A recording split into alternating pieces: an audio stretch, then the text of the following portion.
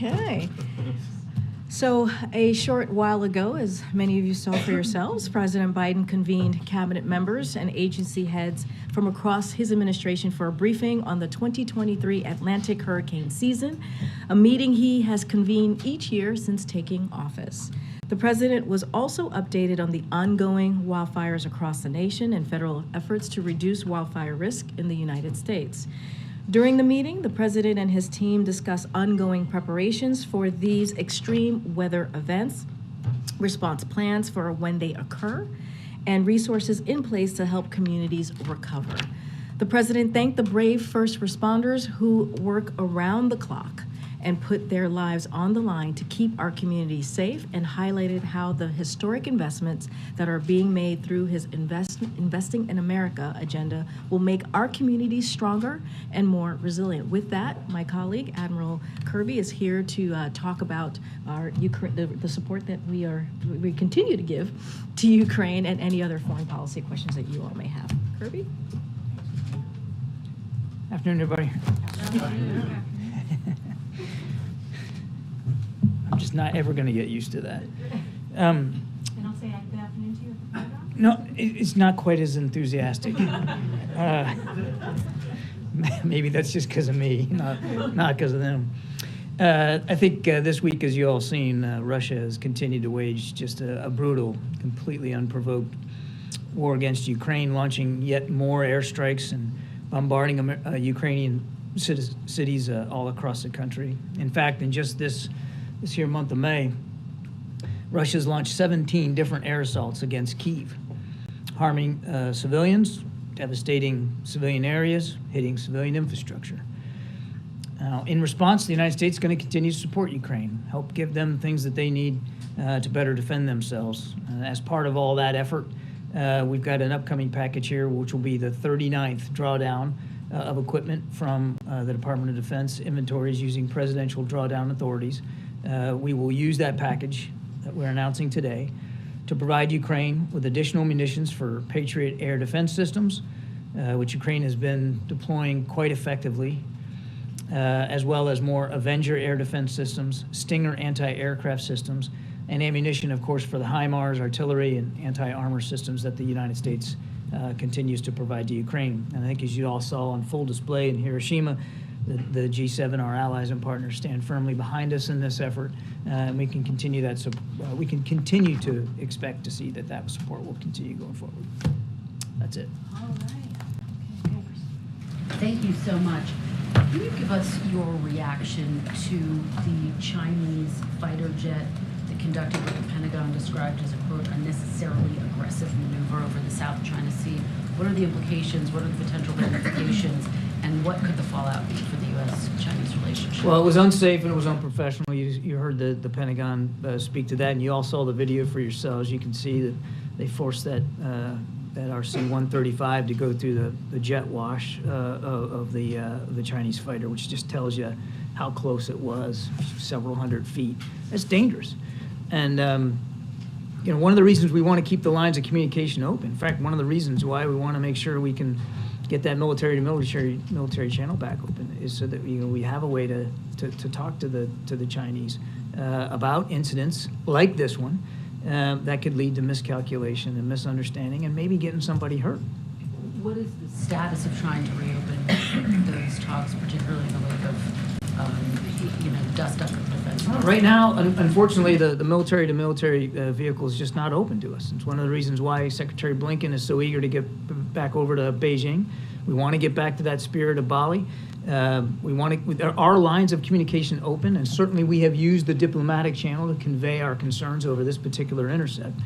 But that's not the same as having mill-to-mill comms and having that available to you, especially when tensions are so high and the risk of miscalculations are also high. If I could just ask one on Ukraine. There were obviously the drone strikes in Moscow. Ukraine has denied that they're responsible for that. Yeah. What is the latest U.S. assessment, and could this be a sign that Ukraine's spring counteroffensive has begun? Well, we've seen the Ukrainian denial that they had anything to do. You're talking about the drone strike on the apartment building in Moscow. So we'd refer you to the Ukrainian government to speak to that. We don't have any specific information that tells us who was responsible. And it's not like we're going to go out and investigate this. It's not, that wouldn't be appropriate for us to do. And then your second question on the counteroffensive, again, we would let President Zelensky speak to this. Wherever, whenever the Ukrainian military is ready to step off here and get started, that's really going to be up to them to talk about and to explain. I would just tell you that over just the last few weeks alone, there has been a lot of fighting and a lot of back and forth here, and I think I need to leave it at that. Thank you, Reid. Hi, John. I just want to follow up on China. I think from our conversations with administration officials, including Jake Sullivan, there was a clear message that both the U.S. and the Chinese want to move forward beyond the spy balloon incident. My question is, what about the investigation? Where are we? When can we expect the result of the balloon investigation? Will it be made public? And then I have a follow-up on North Korea. So just to be clear, there's not an investigation going on. There was forensic analysis done on the material that we recovered from the payload of the spy balloon. That was done by the FBI and Quantico largely. And I don't know the status. I don't know whether they're complete or they still have things they're sort of looking at.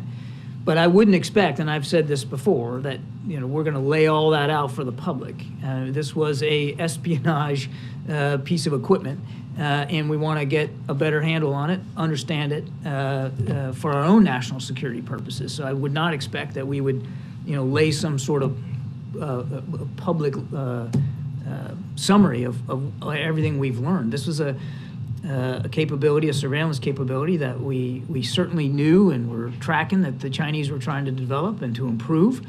We exploited it when it was in the air, and we exploited the material that we recovered.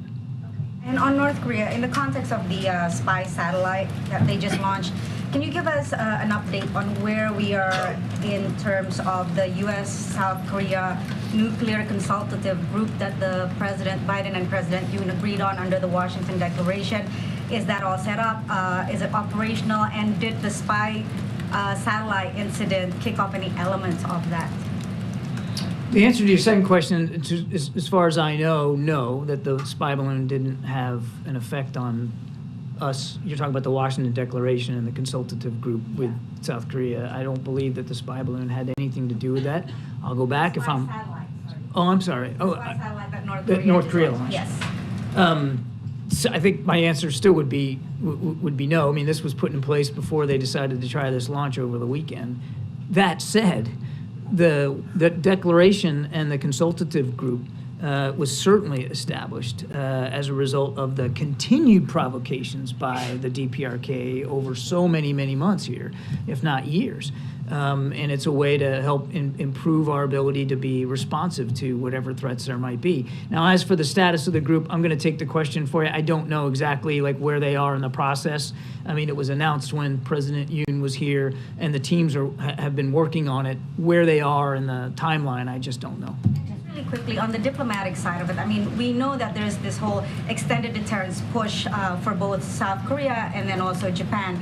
And on the diplomatic side of it, you've mentioned and other officials have mentioned that the invitation is open for North Korea anytime. But has there been any kind of specific push on the diplomatic side to entice them to come back to the negotiation table? We have been clear and consistent since the beginning of this administration that we're willing to sit down with the DPRK without preconditions to talk about the denuclearization of the peninsula.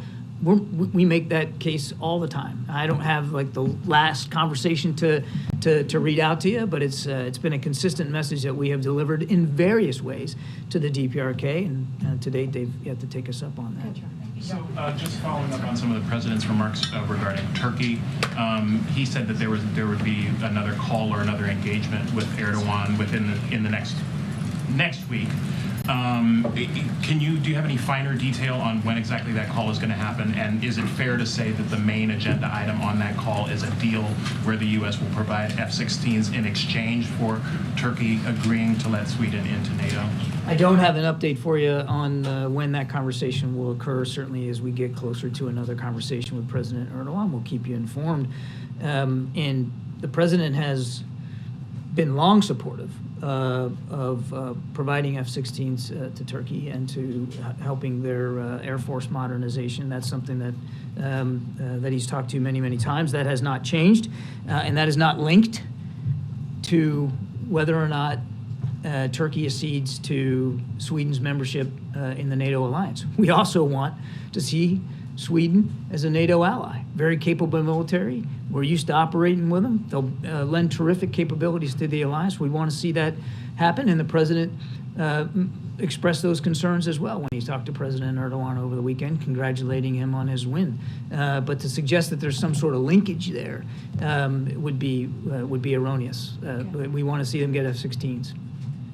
On Ukraine, can you clarify for us again the U.S. policy here? Because it says that as a general matter, Ukraine shouldn't strike inside Russia. What exactly does that mean, general matter? And does Ukraine, a country that's been under attack for more than a year, not have a legitimate right to attack its aggressor back on its own territory? We don't tell them where to strike. We don't tell them, where not to strike. We don't tell them how to conduct their operations. We give them equipment. We give them training. We give them advice and counsel. Heck, we even do tabletop exercises with them to help them plan out what they're going to do. But ultimately, President Zelensky and his military commanders decide what they're going to do from a military perspective. And they decide what they're going to do with the equipment that has been provided to them and that they now own. All that said, we have been very clear with the Ukrainians. Privately, we've certainly been clear publicly that we do not support attacks inside Russia. And we do not enable and we do not encourage attacks inside Russia. We certainly don't want to see attacks inside Russia that are being propagated, that are being conducted using U.S. supplied equipment. And the president said recently that he has a flat assurance from Zelensky not to use the F-16s that we're providing in Russian territory. Are you confident that that assurance still stands? Yes, and we have gotten that assurances at various levels, not just from President Zelensky, but from other senior military and defense leaders in Ukraine. Thanks, John. Elon Musk and Jamie Dimon were among several U.S. business executives who've recently traveled to China. They've met with some high-level officials there. Is the administration going to reach out to them to glean what they said, given your difficulty in communicating with senior officials there? And also, is there any hope that this business-level engagement with Chinese government officials might help a thaw in the current state of U.S. China relations? I don't know of any plans to reach out overtly, proactively to these business leaders, specifically about their trip. Certainly, if they choose to share some insights and perspectives, we'd obviously be willing to hear what they learned, but it would be really up to them to decide whether they want to do that. We're not. There's no plans that I'm aware of anyway to reach out, actively to pull that from them. We've long said that we know our two economies are interconnected and linked, and we have to figure out how best to manage that so that that interconnectedness doesn't put our own national security at risk. You talked. One of the outcomes of the G7 in Hiroshima was a discussion about outbound investments and whether and to what degree certainly the United States is going to take a look at how much is being privately invested in China that could have national security implications for the United States. So that's something that we're going to have to continue to work through. Whether or not this visit is going to help us along in managing that economic competition, I think that remains to be seen. Yes, thanks, Kay. John, are you in talks currently with the Iranians? Did you send any message through the Alanis? I'm sorry, can you repeat the first part? Are you in talks with the Iranians? With Iran? Did you send message through online? We have multiple ways of communicating with the Iranians. I'm not really sure I understand what you're getting at. Nuclear deal. The JCPOA is just not on the agenda right now. We're not focused on that. Now, nothing's changed about the fact that we want to make sure Iran doesn't get a nuclear weapons capability. The president still believes that a diplomatic solution to that would be highly preferable, but the Iranians were not negotiating in good faith. They've shown no inclination to move in that direction, and given all the other domestic strife inside Iran and the support that Iran's given to Russia and Ukraine, then we haven't prioritized talks on the JCPOA. Sudan, the army walked away from the negotiations taking place in Jeddah. What implications? You're talking about the Sudanese armed forces. Yes. Yeah, look, that's unfortunate. You know, we want to see the fighting stop. We want to see the aid get in, and it's hard for that aid to get in to people in Khartoum and around the country that desperately need it, food, water, and medicine. So it's highly unfortunate that they chose to walk away. We want them to take the opportunity for peace seriously. We're certainly serious about it. We're helping represent and facilitate these conversations. We want to see them act accordingly. Tara Reid, who was an aide to then Senator Biden back in the 90s and then in 2020 accused him of sexual assault. She announced yesterday she's seeking citizenship in Russia and she feels safer there. Does the White House have any reaction to that announcement given the accusations that she's made against President Biden? We'd be loath to comment on the musings of a potential Russian citizen. That's really up for her to speak to. Does the White House believe that her allegations may have been motivated by her allegiance to affinity for Russia? Difficult to say. I mean, I can't get inside her head and speak for her motivations and intentions. That's really for her to speak to. The one thing I will say is that the allegations that her life was at risk by the United States government, absolutely false, baseless. There's nothing to that. The Wall Street Journal reported yesterday about these discussions among European leaders and the Ukrainians about the potential for a Ukraine peace summit ahead of the NATO summit in Lithuania this summer. Is the White House involved in any of those talks, and is that something that President Biden would potentially attend? Well, we've been talking to the Ukrainians for many, many months now about President Zelensky's 10-point proposal for what he calls a just peace, and we're trying to work with his team to help actualize that, operationalize that, see if we can't get that moving. Obviously we support moves towards peace, but in order for any proposal, no matter who it's nominated by or put forward by, in order for it to be credible and sustainable, it's got to have the support of President Zelensky. So what we're focused on is working with our Ukrainian counterparts on operationalizing their 10-point proposal for a just peace, and we'll see where that goes. And would there be any value in holding that kind of peace summit if Russia wasn't invited and wasn't involved? I think you first got to work with the Ukrainians, as the president said, nothing about Ukraine without Ukraine, to make sure that there's a credible proposal that can be moved forward. But where and when, or even if, the Russians can be brought to a table, that's got to be President Zelensky's decision. That's not something the United States is going to litigate on him. He has to be ready to sit down and talk. And the conditions have to be amenable to him. And then you can move forward with seeing whether the Russians can be a part of that. I would remind here that Mr. Putin has shown absolutely zero inclination. It's a great academic question. Shouldn't the Russians be at the table? Yeah, eventually, if there's gonna be a negotiated peace, of course. But again, President Zelensky gets to determine that, and the Russians have shown no inclination of being interested at all in a negotiated settlement. In my opening statement, just this month of May, 17 strikes on Kyiv alone, let alone other places throughout the country. So this is not the act of a leader. This is not the act of a nation that has any serious design on diplomacy right now. Could you give us an update, John, on efforts that the United States is making to get Evan Gershkovich back and any other prisoners? There's U.S. prisoners in Iran. There's folks elsewhere that have been, the potential subjects of potential prisoner swaps. Are any of those efforts coming to fruition or advancing in ways that make you all optimistic? All I can tell you, Michael, is that we're working on all these cases very, very hard. And I know that's an unsatisfying answer to you, but I hope you can understand why we wouldn't publicly negotiate here and publicly disclose the conversations that we're having. Certainly Evan, Mr. Whalen, and there are, as you are right to say there are wrongfully detained Americans elsewhere around the world, and we're working on that very, very hard. Each and every case is important. Each and every one is a priority, and we're doing what we can. Each case is also unique and different and has to be handled differently.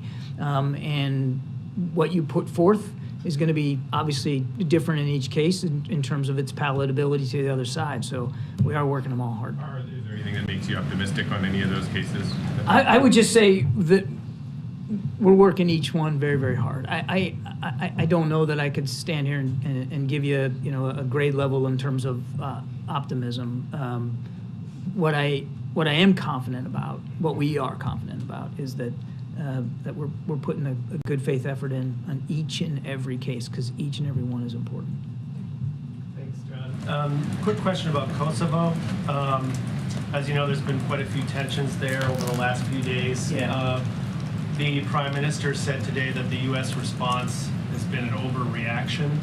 I'm wondering if you could react to that. And then secondly, whether the U.S. feels that the Serbs have a point that the low voter turnout suggests that this may not have been a legitimate election, or these elections, I should say. Yeah, I didn't see the Prime Minister's comments about our reaction, so I'll just reiterate our reaction, which obviously we believe in, and that's that all parties should take immediate actions to de-escalate the tensions. We strongly condemn yesterday's attacks against troops from the NATO-led KFOR mission. These attacks, which injured numerous peacekeepers, absolutely unacceptable. Prime Minister Kirby and the government of Kosovo should ensure that elected mayors carry out their transitional duties from alternate locations outside municipal buildings and withdraw police forces from the vicinity.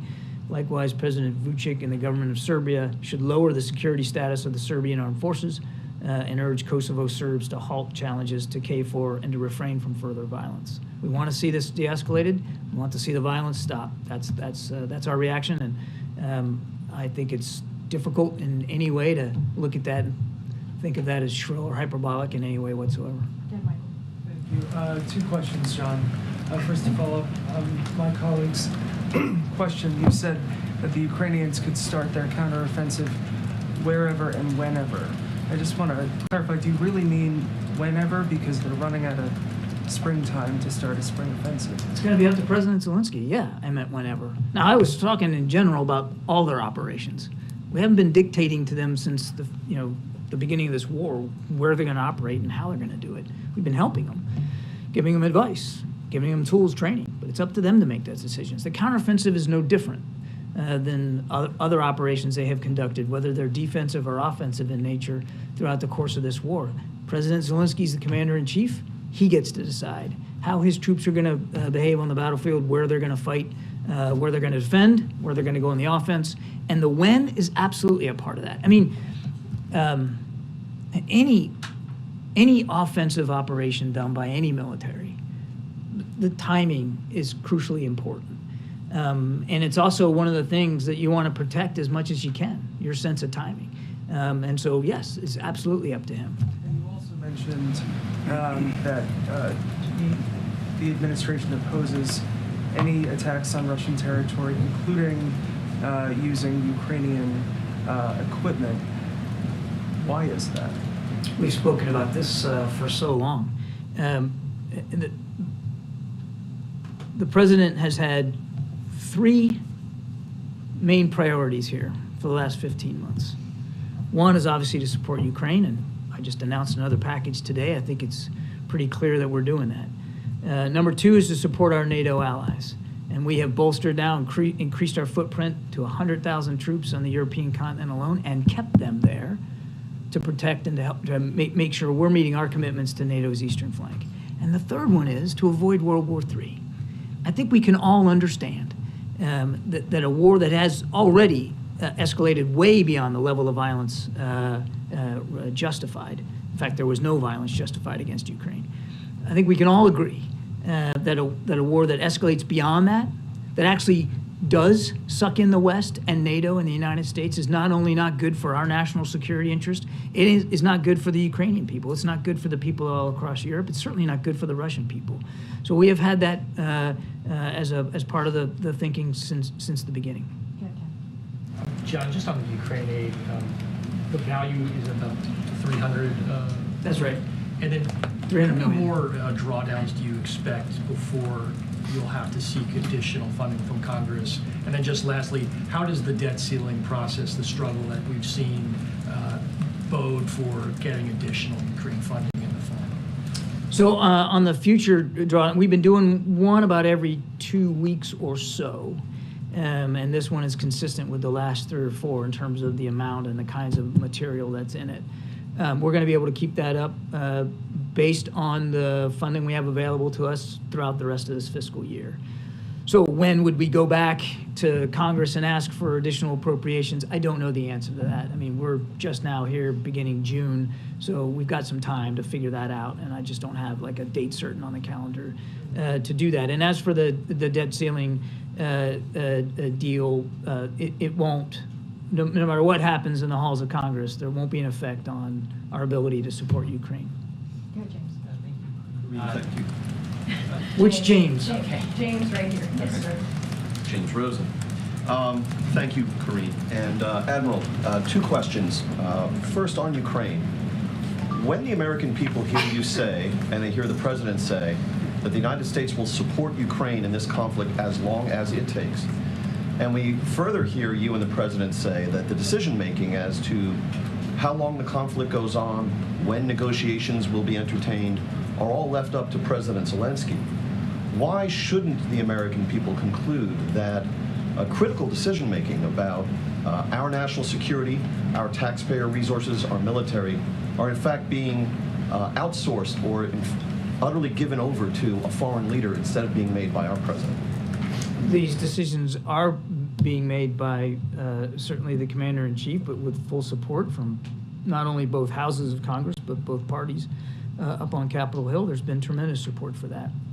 And I think the American people are smart enough to realize that that if we just walk away from this and we just let Putin take Ukraine, which, by the way, James, he hasn't given up on as a strategic goal, then what's next?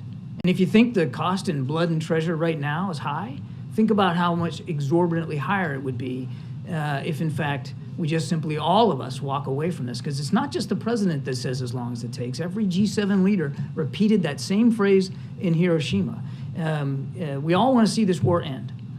And we'd love to see it end right now. And as you've heard me say a gazillion times, it could end right now if Mr. Putin would do the right thing and pull his troops out. But short of that, and he's shown no indication of being willing to do that, we got to make sure that Ukraine can continue to succeed on the battlefield so that if and when it comes time to talks, President Zelensky can do that with the wind at his back.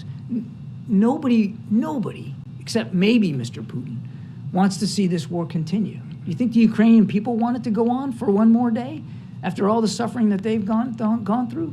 But we can't just walk away from this, and the American people, I think, understand that. On the other subject, if I might, I want to return to a colloquy that you and I had on one of your Zoom briefings. And I know everyone in this room is very grateful that you conduct those Zoom briefings. What's puzzling to me, and I suspect others, is that those briefings are not transcribed and the transcripts are not disseminated. And they're on the record. So if I could just use this opportunity first to register mild protest that we should receive transcripts of those briefings. We're not currently. Secondly, the colloquy you and I had was about whether China and Russia, or either one, should be considered an evil regime. President Reagan described the Soviet Union as the locus of evil in the modern world. George W. Bush referred to an axis of evil after 9/11. If you have governments that are running concentration camps or launching unprovoked wars where hundreds of thousands of people are being killed and the President of the United States calls the leader of that regime a war criminal, I don't see what it is that prohibits you from calling a spade and saying these are evil regimes, which you refused to do in our earlier colloquy. Well, I appreciate your advice on policy, and I'll take that back, James. But president's never been one. The president, no. Why don't you consider these evil regimes? It's not a simple question, James. It's a criticism that you're posing as a question. You'd like to see us put a label on these two countries, and President Biden just doesn't conduct foreign policy that way. I think Go look at the national security strategy. Go look at the national defense strategy. Take a look at anything that the president has said over his time as commander-in-chief about Russia and China, and you'll see that we are speaking pretty plainly to the American people and to those countries and those leaders about how we view these their behavior, their conduct on the world stage, and our relationships with them. We've been very, very honest about that. North Korea. According to the NSC statement on space launch yesterday, the president and his team are assessing the situation, Japan and South Korea. But I wonder why it didn't go well. Why the test didn't go well? Right. I wouldn't pretend to know specifically what happened. I saw the statement that the DPRK put out about technical problems with the second booster or something like that. I don't know. We know it failed. And frankly, why exactly it failed shouldn't be the major concern right now.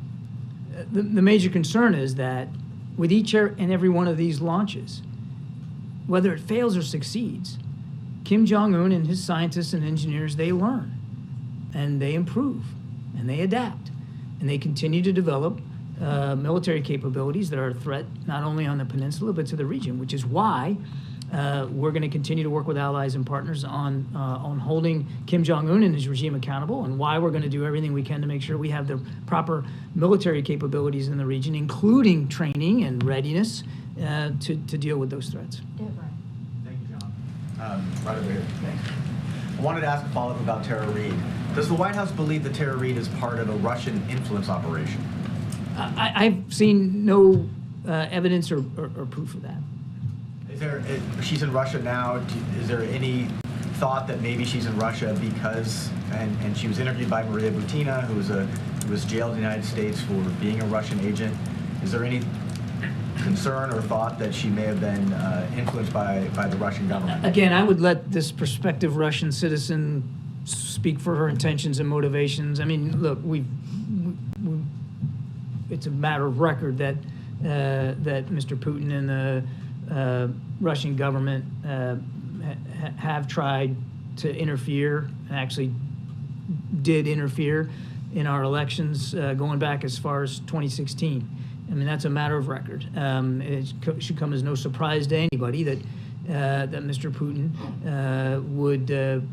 would show an interest in making it hard for President Biden to win election and to try to interfere in his ability to govern as President of the United States. But whether this particular move by this particular individual is some sort of Russian information op or propaganda campaign, I just don't know. Have you seen any information that would link her to Russian information operations? I have not.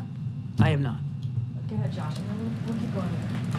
I wanted to circle back on Russia, John, and what you would say to Moscow's criticism that the West is effectively offering a wink and a nod to Ukraine when it comes to the drone strikes like the ones we saw in Moscow. Well, they're not going to believe anything I have to say, but I'll say it again. We have communicated privately to the Ukrainians as recently as last week or so that we don't want to see U.S. supplied equipment used to strike inside Russia, that we don't support attacks inside Russia, and that we are not going to change our policy about not enabling or encouraging those attacks. Do you feel like you need to communicate that directly to the Russians as well? We have made it clear to the Ukrainians. Certainly, we've made it clear publicly. I don't think we're going to take it upon ourselves as a burden to privately communicate that to the Russians.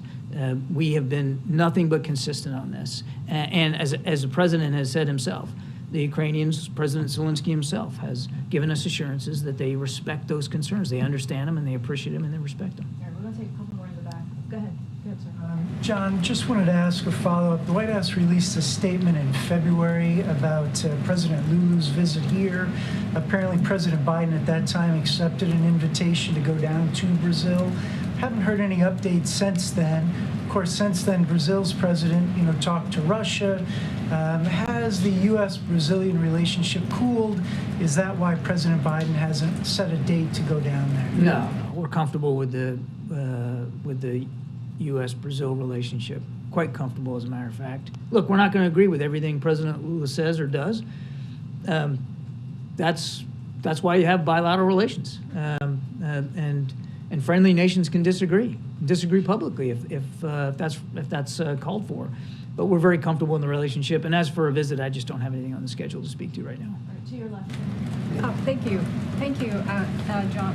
Last week, Microsoft and Western intelligence agencies reported a state-sponsored Chinese hacking group targeting U.S. critical infrastructure since 2021.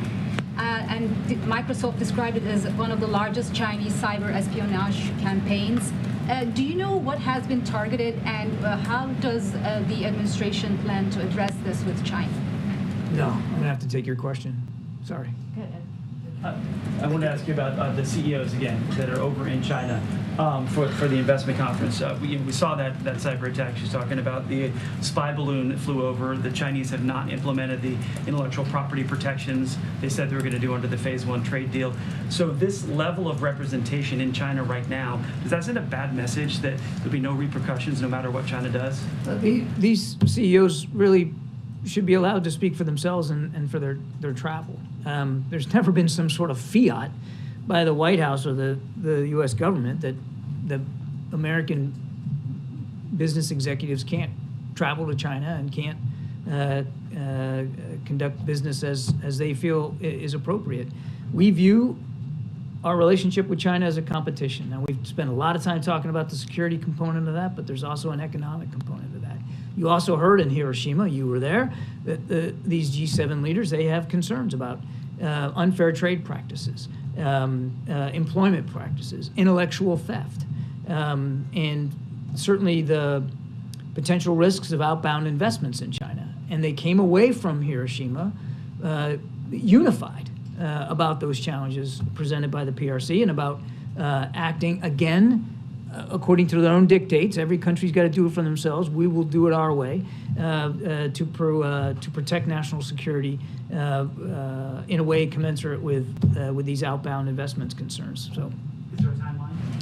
Is there a timeline? Is there a timeline for when we will address what you're talking about? I don't have a timeline for that. No. Thank you.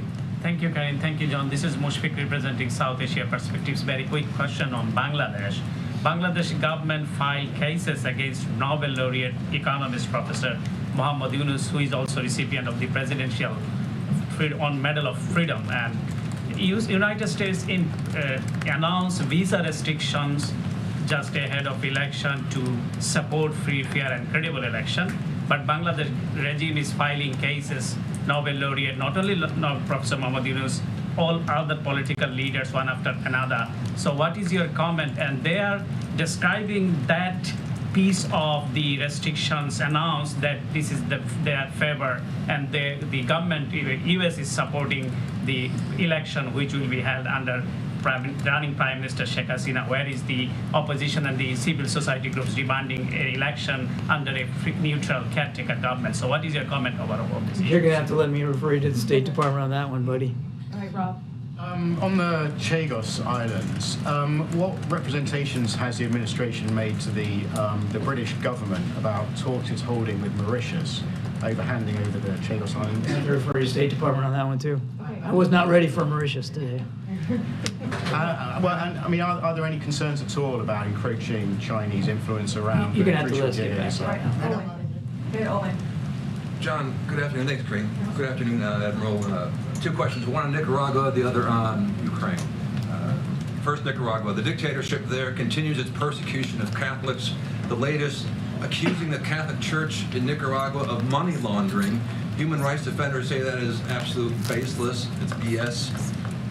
This Daniel Ortega, has imprisoned Bishop Alvarez for decades, expelled 32 nuns from the country, confiscated church buildings, shut down media outlets. Quite simply, what is the White House message to Daniel Ortega? Yeah, so look, there's been a dramatic deterioration of respect for democratic principles and human rights by the Ortega-Murillo regime, including the harassment and imprisonment of democratic leaders, members of political opposition, parties, faith leaders, as you rightly said, including from the Catholic Church, students and journalists. This is all unacceptable. We condemn these actions. We've already taken a number of actions to promote accountability for the Ortega Murillo regime's actions, including by imposing sanctions, and will continue to do so. Separately, in Ukraine, Pope Francis, as you know, has put together a peace mission to try to end the war in Ukraine. Simply, does the White House believe the Vatican can help achieve peace there? We believe that, that as I said earlier, that there could be many helpful interlocutors in trying to get to a peace proposal. It doesn't have to be any one country or any one entity. The Chinese have expressed an interest, the Brazilians have expressed interest, and yes, I'm aware that the Vatican has put forward some interest. We would welcome any and all proposals to try to end this war as quickly and as diplomatically as possible. But as I said earlier, any proposal, if it's going to be seen as credible and if it's going to be sustainable or enforceable, it's got to be supported by President Zelensky. Now, President Zelensky has put forward his own 10-point plan for a just peace. We support that effort. We support that proposal, and we're working closely with his team to see if that can't be operationalized and move forward. All right, two more. I'm going to let John go back. Thanks, Reid. John, the Center for Artificial Intelligence Security issued yesterday a new statement signed by dozens of experts warning that artificial intelligence could lead to human extinction. Is this warning something that the National Security Council takes seriously at this point? We have taken seriously both the promise and the challenges of artificial intelligence since coming into office. The National Security Council, National Security Advisor, Jake Sullivan, certainly the President. As a matter of fact, I think you know, not long ago, the President convened a meeting here at the White House with CEOs from various tech companies that are involved in either AI research or an actual production of capabilities. There is promise and there's peril. There's both. And the President wants to see a strong private-public partnership to get after both those, the promises and the perils and the threats and challenges. So yes, we're taking this extremely seriously. Okay, last question. Okay. Thanks, Reid and perhaps we can have Elaine get the last question after me. And so I just got rolled over. Well, I've got a press freedom question for you. Thank you for calling me. And I have a press freedom question for you. And then I have an international polling matter question for you. On press freedom, this one was actually teed up for Karine, but I'll repurpose it a bit for you as a press office adjacent person. The press office has... I'll take that question. Why don't you ask? Okay, all right, I'll go to the second one. I'll ask you the press freedom, Karine, and John, I'll ask you the international polling question.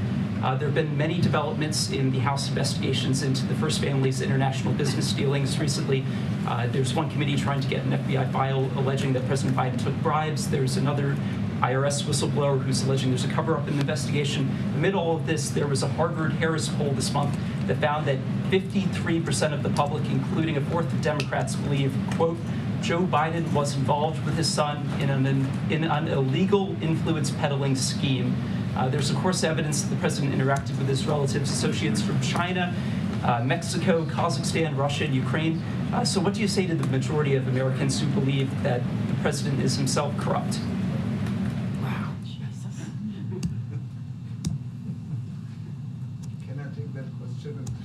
The president has spoken to this.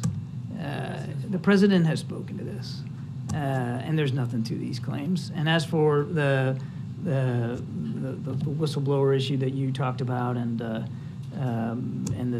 document, I believe the FBI has spoken to that, and you're going to have to go to them on that. All right, let's go. Let's go. Thank you. All right, thanks. Thank you so much, Admiral. Appreciate your time. Spent about 40 minutes out here, so we try to get to as many people as possible. All right, Josh, kick us off, and I get to see you twice in 6 days. It's amazing. Yeah. So let's get back to everyone's favorite subject. What is that? Oh. We can't do enough stories about it. House Speaker McCarthy. He appears to have proposed forming a commission to find ways to address the federal debt. Did this come up in the budget talks, and does the White House support the idea? So here's, as you know, Director Young was here. She was part of the negotiation process. So not going to go beyond what she shared here to all of you just yesterday. Certainly not going to go in depth into what was discussed.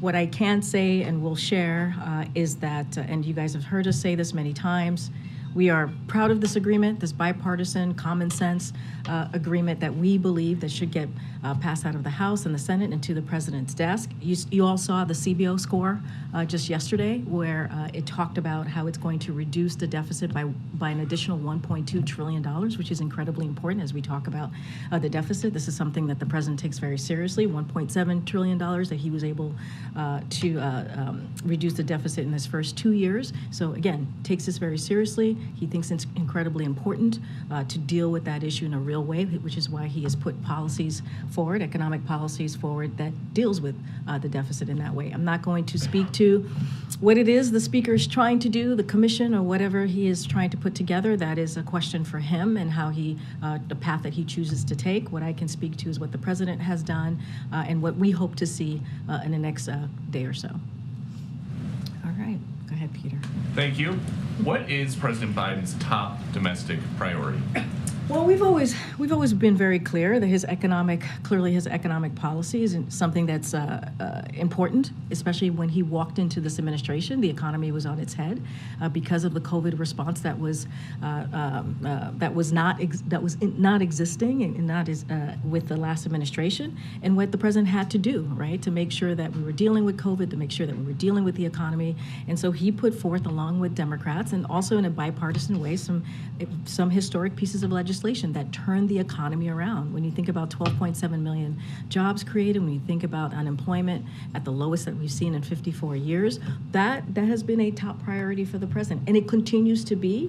And lowering prices as it relates to the economy certainly is something that the president takes very seriously and continues to work on with his team. And so today's talking about climate. There's a lot of action with China, and you mentioned high prices. So what is the top priority overall? He is the president of the United States. There are multiple issues, multiple topics that the president has to deal with. That is the job of the president, right? He talked about climate. It was not just about climate. It was about how we foresee the season coming up with hurricanes, the fires that we've seen across the country, how we're dealing with that in this country in a serious way, protecting lives, protecting communities, thanking the first responders. That's important, and Americans care about that across the country. We've talked about the bipartisan budget negotiation, which is incredibly important, right? Because we're talking about how to deal with the economy for the American people in a way that helps all, and also make sure that we do not default. All of those things are important. All of those multiple issues are something that the president has to deal with on a daily basis. And one more, why hasn't TikTok been banned yet? Look, as you know, there's a CFIUS review. I'm going to just leave it there. It's being reviewed by that committee, and so the president thinks it's an important issue to deal with. But I just don't have anything else to add beyond that. Go ahead, Kristen. Thank you, Corinne. Congresswoman Jayapal has said she's going to be a no on the debt limit and budget deal. What is the White House's reaction to this, and how confident are you that this is going to pass the House? So look, the president actually talked about this a little bit right before, at the end of his meeting with the cabinet members, as he spoke about how we're going to move forward with dealing with these hurricanes and clearly fires that we're going to see this season. And so the president talked about how he sees the plan is moving forward as it relates to the bipartisan common sense budget negotiation. And he said that when he lands, by the time he lands in Colorado, that he hopes that the House would have moved forward. So we believe it's going to happen. We believe this bipartisan agreement clearly should get both Republican and Democratic votes in both the House and the Senate. As it relates to your question about the Congresswoman, look, we're not going to speak to any individual member and how they vote. What we can say is that we've had conversations with Democratic members across the ideological spectrum to talk about the bill. You know, we had Director Young here talking about what her job, she sees her job being, is giving in the information about what came out of this bipartisan agreement. Look, It prevents catastrophic default, as you've heard us say. It protects the gains that this president has made over the last 2 years as it relates to the economy. It protects programs that American families need to make ends meet. So that is how we see this process moving forward. We think it's an important piece of legislation that the president wants to see at his desk so he can sign it. And let me follow up with you on the process. The president was asked a little bit about this the other day, what his message is to skeptical Democrats. He said, talk to me. And I'm wondering if you can help fill in some of the blanks. How many Democrats has he actually spoken to one-on-one? Can you give us any names? And will he be making calls of what Air Force One? So look, the president has been involved in this in this process throughout, right? He's been involved, personally involved. We don't read out calls, private conversations. We're very careful about that. And but it's not just him; it's his team. I'll give you a little bit of an update. I gave this rundown yesterday of what it included, the outreach that we're seeing from him and his team. More than 120 calls, one-on-one calls with members of Congress. That includes calls to all House Democratic leadership, all committee ranking members, all tri-caucus and ideological caucus chair, and all appropriation leaders. 8 briefings for the entire House caucus, including one today, as you all have been reporting, which was in person on the Hill by the key negotiators who have been closely involved with this process these past several weeks. 6 of those briefings were on energy policy, on appropriations and TANF and SNAP. We've also briefed or offered to brief each of the tri-caucuses and ideological caucuses. In addition, our policy experts as well have had numerous conversations with members on the Hill. So we have been fully engaged through today, through these last couple of days, and we're going to continue to do so. Can you give us a sense of those more than 120 calls that were made?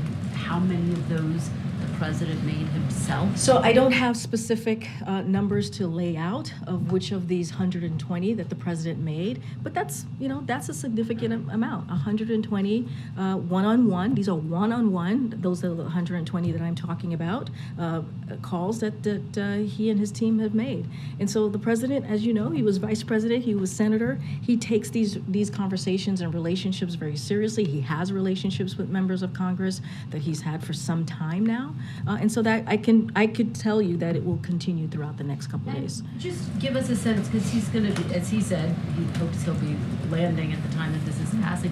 What is that going to look like? Will we hear from him tonight?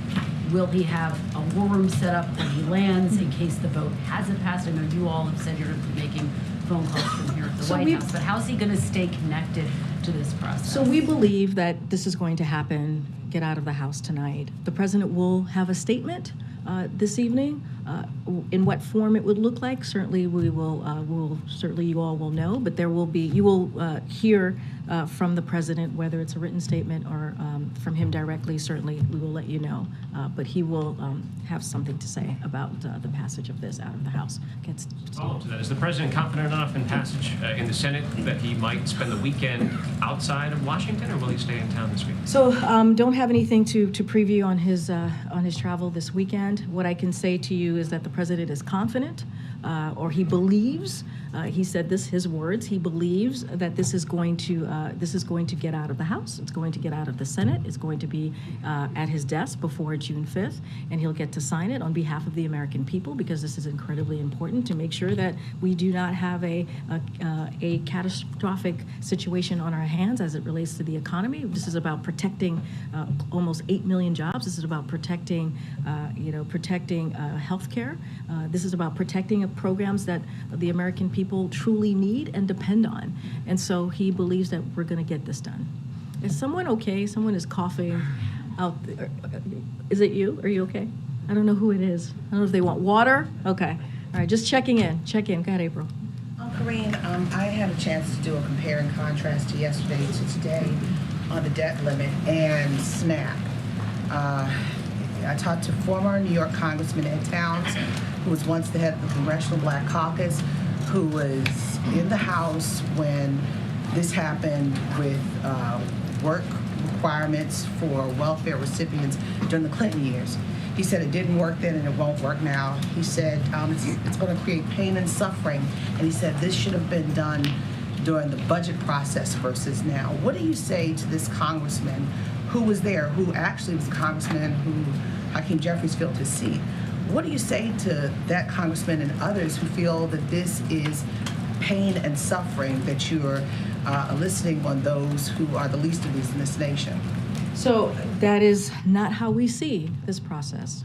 We believe that we protected the economic gains that this president made. If you think about the bipartisan infrastructure legislation, the Inflation Reduction Act. Now, if you look at the Inflation Reduction Act, for example, it is going to help lower costs for families. Healthcare costs is going to help our seniors when it comes to insulin. Cap that at $35. That's going to help many, many seniors in those very communities that we're talking about that truly, truly need it. Energy costs, those are incredibly important for American families across the country. Think about the CHIPS and Science Act, right? You think about the PACT Act and our veterans. This is what the president was able to do, is to protect those types of historic pieces of legislation that is going to make a difference in American lives. And not only that, is going to protect programs that hardworking Americans need, right? We were talking about potentially cutting Medicaid, which would have taken health care away from 21 million Americans. We protected that, right? So all of those things are important. Veterans Affairs, protecting that's important. When you think about creating SNAP eligibility, expansion for veterans, for homeless people, for young people coming out of foster care of all ages, is going to protect, it's going to expand that. So there are things in this budget, bipartisan budget agreement, that is so important to those everyday people, to those hardworking Americans, that is incredibly important. Look, here's the reality. When you negotiate in this way, no one's going to get everything that they want. That is just a reality of negotiating. What the president tried to do is protect the gains that he made, historic gains that he made these last 2 years, and really key core democratic values that we believe is important to American families. And that is the promise that this president made, and that's what we're hoping will move forward as we look at the House and we look at the Senate, and the president wants to get this done before June 5th. Follow up on this, though. Did the White House do a compare and contrast to yesterday, understanding Republicans had asked and received work requirements during the Clinton years? Did the administration look into that to see the successes, lessons learned, et cetera? And also to the congressman who was also the former head of oversight, the first black head of oversight and government reform, he questions, once again, what efforts, how exhaustive were the efforts to not have this in this moment instead of dealing with it in the budget, putting it in the budget discussion moment? Why now? So look, the reason where we're in this situation now, if we remember correctly, right, if we remember that March 9th, the president put forth his budget. He was very clear about how he saw the values showing the values to the American people, how we move forward with our economy. And about 6-7 weeks later, it took Republicans 6 or 7 weeks to pass their budget on April 26th. So this is a conversation that we were ready to have weeks ago. But it took some time for Republicans to put forth what their budget looks like, or what they perceive their values are, and showing that to the American people. Look, I want to go back to the workers' requirement question that you asked. I mentioned the 21 million Americans who we protected, the president was able to protect from losing their health care. There's food assistance that was at risk for nearly 1 million Americans, and it put critical support at risk for 1 million vulnerable children. That's what that's what the House Republican bill, that's what it threatened. And so these are the things that the president was able to protect. Look, again, it is important, we believe, for Americans to not lose their health care. And that's what the president was able to do. Look, the president's insistence that the GOP proposal for SNAP is temporary. And the bill includes a major expansion, again, for veterans, for homeless, for people who are homeless, for former foster youth. All of those things truly matter.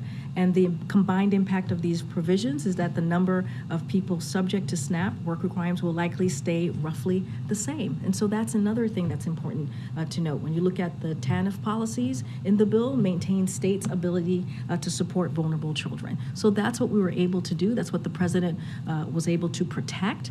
And those things are incredibly important as we talk about, as we look at working families, hardworking families across the country.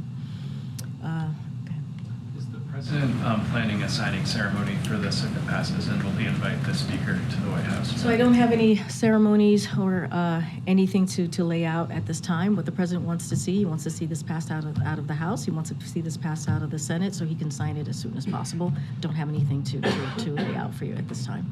Thanks. Oh, okay, let me take one. Go ahead. Go ahead. Oh, yeah, I'll take that. Go ahead. I was just going to, so last month the president signed an executive order to address current and historical environmental injustices. Could you describe how your support for the Mountain Valley Pipeline, which runs through 303 miles of rural, low-income, and indigenous land in Appalachia, and is opposed by a number of environmental and community groups, fits with the president's environmental justice So agenda? a couple things on that, and I'm glad you asked the question because the permitting reforms in this agreement fully preserve the bedrock protections of the Clean Water Act, of the Clean Air Act, and the National Environmental Policy Act. And it also delivers a key bipartisan priority by accelerating environmental reviews, all while protecting the full scope of those reviews. So that's really important to note. And I have some quotes here from organizations who have said said the agreement includes an important down payment. This is a quote from the American Clean Power Association: payment on much-needed reforms to improve the efficiency of the permitting process for clean energy projects. This is from Duke Energy. This legislation helps us meet our customers' demands for reliable, affordable, and increasingly clean energy by modernizing the permitting process. The Natural Resources Defense Council said, and I quote, President Biden stood up to extremist attacks on clean energy and climate investment. So we also have seen a long list of support for this agreement, and we think that's important, and it is going to protect, again, the Clean Air Act, the Clean Water Act, all critically important into what the president is trying to do moving forward. And did Kevin McCarthy put that pipeline in the deal, or did the White House? I believe, I think Director Young was asked this question. I just don't have anything more to add to speak to specifically on what was agreed or discussed. I want to be very careful with that, but what we can say again, and have been very clear on this, that we think it's important that this bipartisan, common sense piece of legislation moves forward. We think it's important for the American people. We think it's important to get this done as soon as possible, avoiding any catastrophic results to the economy. And so we're going to be very clear on that, work steadfast, and continue to having conversations. I think I was going to call on Ed, and then I'll take your question. So what happens if the debt ceiling bill comes to the president's desk next Tuesday, a day after the X date? Would the U.S. then technically be in default? So look, what we're going to focus on is getting this done. That's what we're going to focus on. We're going to focus on the House's. We believe the House is going to pass this and take this out of the House. It's going to go to the Senate. It's going to go out of the Senate. And so we believe that this is going to get done, and that's what we're going to focus on, and that's going to be our main priority. Have there been any conversations between the president and Senate Majority Leader Schumer to try and speed it up in the Senate? We're going to leave that process, the mechanics of how this is going to move through the Senate up to Leader Schumer. Obviously, we are in a short time frame here, and it's important to get this done as quickly as possible. As you just mentioned, the June 5th X date that the Treasury clearly spoke to recently. Stephen? The White House press office, your office, continues to pre-screen reporters allowed into large indoor events that formerly, under past presidents, were open to all journalists. Last June, almost a year ago, 73 journalists, including reporters from nearly 2/3 of the seats in this room, signed a letter calling the process antithetical to the concept of a free press. And the Correspondents Association also has lobbied for it to be done away with. Last July, you said that ending the restrictions was a priority, yet they remain. So I was wondering if you could commit to once and for all doing away with this mysterious pre-screening process. No, I appreciate the question, Stephen. Look, every event, as you've heard from my team, I think you've asked my team this question, and they've responded to you multiple times about how this process works. Every event is different, but no matter what the venue set up, we always credential as many reporters in the room as possible. That's what we try to do here. I know you've been in many of those events. I know you've had an opportunity to ask the president a question multiple times, and so you can speak to that for yourself as well as the opportunities that you've had to be in these events. So we've also been able to substantially increase, as you've seen us do these last 2 years, the number of credentialed press and events on campus as COVID has eased. And so that is something that we have been consistent about. That is something that we have done. And so, look, we want to continue to make sure that you guys have access to him, to the president. We think that's incredibly important. And you've seen us take actions. You've seen us take action over the past several months, and you've been yourself have had the opportunity to be in those rooms. I'm going to. Are you still committed to rolling back this restriction and ending the pre-screening process? Here's the thing: there is no restriction. Every event is different. Every event plays to the room that we're in. We have expanded credentials over the past several months. You are aware of this. You have experienced this. We have talked to you outside of this briefing room multiple times about this.